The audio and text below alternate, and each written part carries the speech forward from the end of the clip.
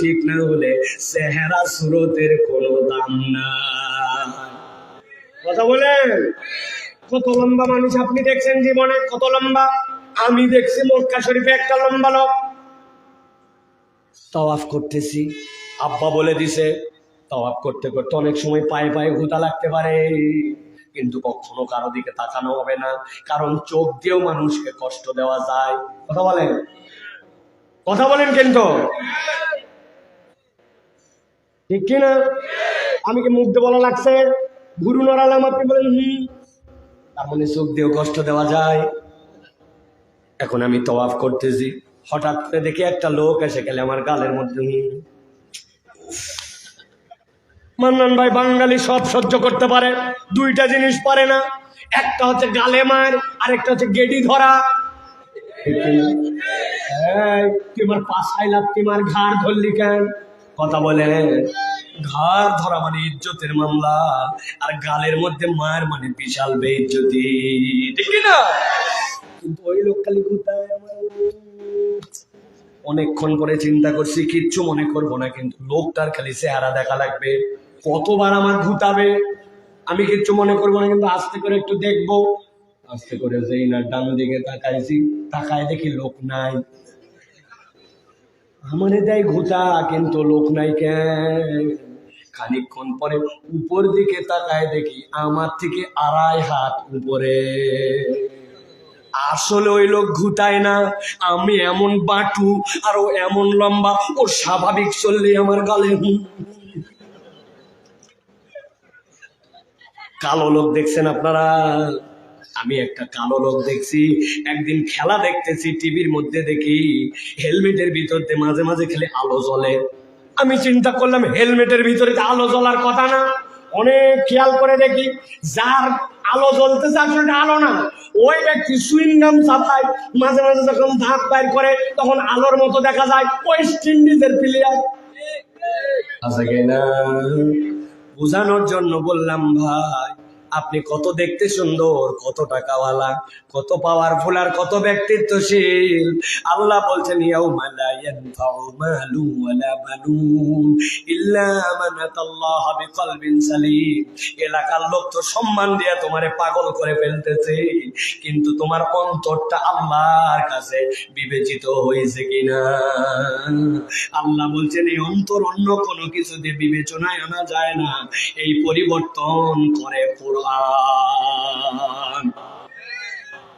আল্লাহ বলছেন এরপরে ইমানদারেরা ভালো করে বলো, এই কোরআন তোমার জন্য কি করে জানো?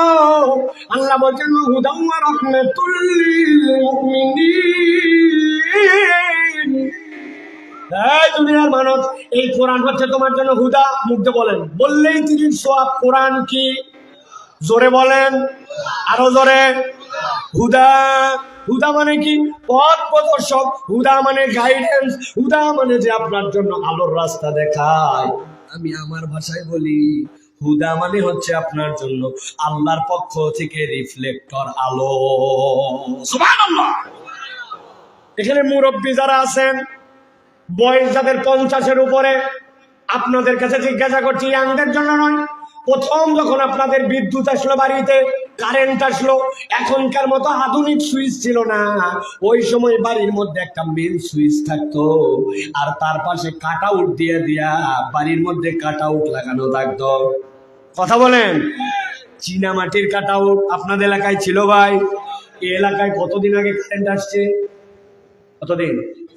40 বছর আগে কারেন্ট আসছে। কাট আউট ছিল, কাট আউট মুরব্বীরা জানে, বাড়ির সবচেয়ে কোনায় গোপন জায়গার মধ্যে কাট আউট লাগানো থাকতো, ঠিক কিনা চাচা? হঠাৎ করে একদিন বাড়িতে দেখে ডানের বাড়িতে কারেন্ট নাই, আছে বামে কারেন্ট আছে, কিন্তু উনার বাড়িতে কারেন্ট নাই। বলছে কি হয়েছে? দেখ কাট আউট কেটে গেছে, ঠিক কিনা? এখনকার যুবকরা বুঝবা না। কাট আউট চেক করতে গেছে, বের করছে, বের করে দেখে সত্যিই তো কাট আউটের মধ্যে এদিক থেকে ওদিক সংযোগ নাই।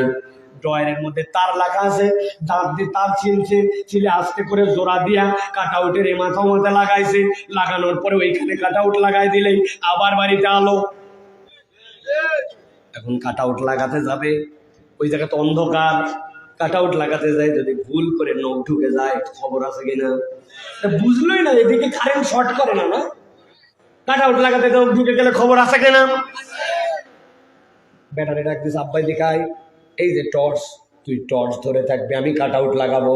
বিছনার উপর দিছে একটা চেয়ার, চেয়ার দিয়ে লাগাতে গেছে কাট আউট, যেই না উঠতেছে। এখন টর্চ যেই জ্বলাইছর বেটা, টর্চ জ্বলানোর সাথে সাথে মশার ধর্ম কি, যেই না আপনি আলো জ্বলাবেন সন্ধ্যার পর সব মশা ওই দিকে আছে, ঠিক কিনা? এখন ওই ব্যাটারি টর্চ ধরছে, একটা মশা করে এসে কামড় দিছে, দেওয়া মাত্র চিন্তা করছে ব্যাক কল, চোখের সামনে আমার কামড় দিবি, ঠাস করে দিয়েছে বাড়ি। যেই না বাড়ি দিয়েছে, হাত গেছে নড়ে, ওই জায়গায় তো আব্বা লাগাতে গেছে কাট আউট। বাপ তো চিল্লায় উঠছে ব্যাক কল, টর্চ মারা স্ক্যান করে আব্বা মশা।